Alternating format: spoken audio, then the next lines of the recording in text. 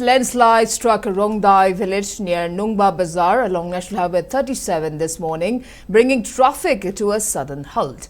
The road construction company KCC has already deployed excavators to clear the new debris, though authorities are yet to confirm how long the operations will take or when vehicles can safely pass. While traffic has successfully resumed along the nearby Nungba Bazaar and Nungba Maryland stretch, following the completion of yesterday's clearance work, few parts of the highway remain severely impacted. Simultaneously, another construction firm, ABCI, is working on a war footing under the supervision of NH-37 to clear debris from yesterday's landslides between Awangkhul Part 1 and Part 2.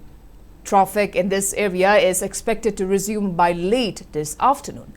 Meanwhile, the landslides have left over 100 goods-laden trucks stranded near the CRPF camp at Nungba, waiting for the critical highway links to fully reopen.